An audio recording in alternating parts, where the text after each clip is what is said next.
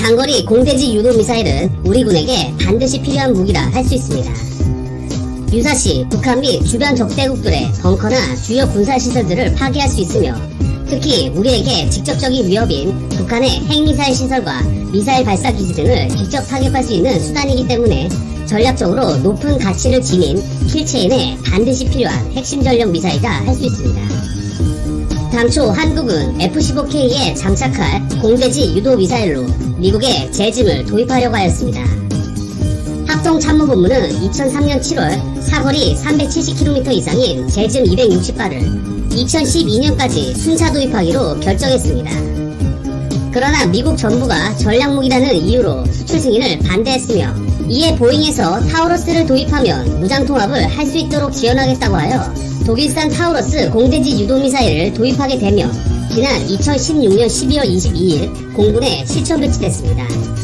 타우러스는 스텔스 기술이 적용돼 북한의 레이더망에 탐지되지 않는 것은 물론 위험지역을 피해 저고도로 순항하는 비행이 가능합니다.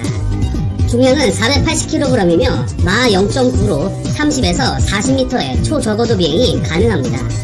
가격은 약 11억 원이며 전투기에 부착하는 비용까지 합치면 약 20억 원에 달합니다. 타우러스에는 재밌는 장점 두 가지가 있습니다.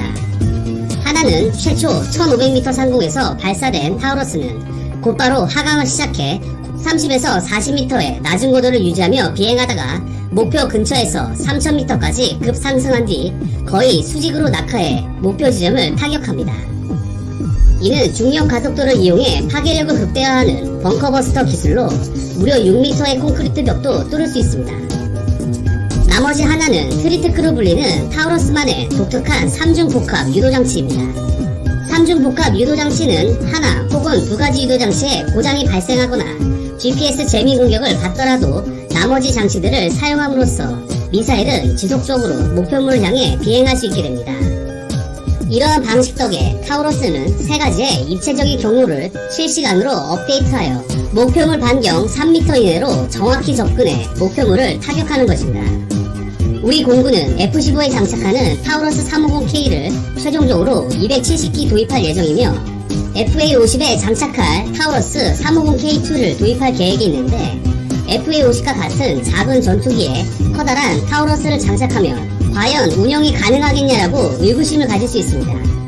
하지만 FA-50과 비슷한 동체와 주입 강도를 가진 스웨덴 그리펜 전투기에서도 운영이 가능하다고 합니다. 그런데 FA-50용으로 도입을 계획하고 있는 타우러스 350K2는 타우러스의 경량 버전으로 타우러스 350K에 비해 무게를 300kg 감량하고 길이도 0.6m 줄였습니다. 크기와 무게가 줄어든 관계로 사거리가 400에서 450km로 감소되었으며 관통력은 90% 수준입니다. 타우러스라는 훌륭한 공대지 무기 체계를 도입하였지만 우리나라는 여기서 그치지 않고 자체적으로 타우러스와 유사한 장거리 공대지 유도 미사일을 직접 개발하기로 마음먹었습니다. KF-X에 장착될 국산 장거리 공대지 미사일을 개발하기 위해 8,100억 원이 투입될 예정이며 2029년 배치를 목표로 하고 있는 것입니다. 국내 방산업계의 대표적인 두 기업인 LIG 넥스원과 하나방산이 이를 두고 사활을 건 싸움을 벌였으며 결국 LIG 넥스원이 승리하여 이 사업을 낙찰받았습니다. 장거리 공대지 미사일의 개발 일정을 보면 탐색 개발은 2022년 말에 완료될 예정이며 2023년부터 2028년까지 체계 개발 및 배치가 완료됩니다. 이에 LIG 넥스원은 공대지 미사일 테스트 벤치를 공개하였습니다. 공개된 모습은 타우러스 미사일을 축소시킨 형상입니다. 이는 타우러스 도입을 통한 절충 교역의 일환으로 타우러스 미사일의 형상과 재원 자료를 제공받아 테스트 벤치에 적용하였기 때문입니다. 공대지 미사일 테스트 벤치는 공대지 미사일 발사 직전에 다시 말해 발사 플랫폼과 미사일 연동부터 발사까지의 구간만 시뮬레이션하기 위한 것입니다. 발사 이후 과정은 향후 일정이며 아직 개발 초기 단계이기 때문에 이후 국방과학연구소에서 이번 테스트 벤치의 결과값을 가지고 외형 변화와 성능 변화 등 지속적인 개발과 업그레이드가 있을 것입니다. LIG 넥스원의 한국형 장거리 공대지 유도미사일 개발 선정 전 타우로스 개발사인 타우로스 시스템즈는 한국과 조인트 벤처, 즉 합작회사를 설립해 KFX 등 한국 공군기에 적용할 타우로스 개량 버전을 함께 제작하고 향후 수출까지 함께하자는 달콤한 제안을 했었습니다.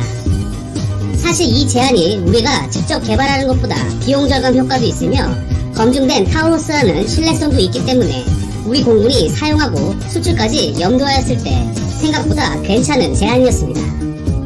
하지만 이 같은 방법은 원천 기술을 확보하는 방법은 아니기 때문에 계속 타우로스 시스템즈의 기술적 종속이 될 수밖에 없습니다. 물론 KFX나 향후 다른 플랫폼 기체에 좀 더 자유롭게 테스트할 수 있는 환경은 구축될 수 있겠지만 변화하는 국제 정서는 누구도 장담할 수 없기 때문에 원천 기술을 직접 확보하는 방향으로 확정한 것입니다. 현 우리나라의 미사일 개발 기술은 세계 6위의 높은 기술력을 가지고 있습니다. 탄도미사일, 순항미사일, 심지어 초음속 순항미사일과 극초음속 미사일도 직접 개발할 정도로 높은 기술력과 원천 기술들을 보유하고 있기 때문에 KFX의 배치 시점에 맞춰 타우로스와 유사한 장거리 공대지 미사일을 충분히 만들 수 있을 것이라 판단하였으며 이에 국방과학연구소와 LIG 넥스원이 개발을 진행하고 있는 것입니다. LIG 넥스원은 단거리 지대공 유도무기인 천마와 중거리 지대공 유도무기인 천궁, 그리고 비궁과 현궁, 신궁 등 유도무기 분야에서 선두를 달리고 있는 방산 기업으로 한국형 타우로스 개발에 강한 자신감을 보여주고 있습니다. 이러한 유도무기 기술들이 있는데 왜 그동안 공대지 미사일을 개발하지 않았냐고 물을 수 있습니다. 여기에는 간단하면서도 기술의 종속이라는 굉장히 자존심 상하는 이유가 있습니다. 전투기의 모든 기술은 그 개발국이 목숨을 걸 만큼 최고 등급의 기밀사항입니다. 이에 연장선으로 이러한 전투기에 탑재되는 무기들은 결국 전투기에, 즉 플랫폼의 사격 통제 장치 등 임무 컴퓨터와 반드시 연동해야 하는데 이를 위해서는 프로그램 코드를 오픈해야 하기 때문에 이 또한 기밀사항입니다. 그리고 미국은 자국산 무기를 수출한 나라에 자국산 무기만 장착하기를 원하는데 이는 기술의 종속보다는 무기 운용에 대한 종속으로 전쟁 발발 시 미국의 승인 판단하에 자국에서 수입한 무기 체계들을 운영하기 원하고 실제 그렇게 하고 있습니다. 한 군사 전문가는 외국산 전투기에 국산 장거리 공대지 미사일을 장착할 경우 체계 통합과 보안 문제, 그리고 해외 전투기 제작사 및 정부의 허락과 막대한 예산이 소요된다고 설명했습니다. 하지만 사실상 미국은 최고 티어의 동맹국 이스라엘, 영국에게도 무장 통합에 대해 거의 허락을 안 합니다.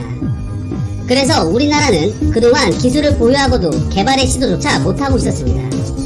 이에 우리나라가 국운을 걸고 KFX를 개발하고 있는 것이며 이를 통해 누구의 간섭도 받지 않고 다양한 공대공, 공대지 미사일을 개발하고 우리가 필요할 때 미국의 간섭 없이 즉시 사용하려고 하는 것입니다.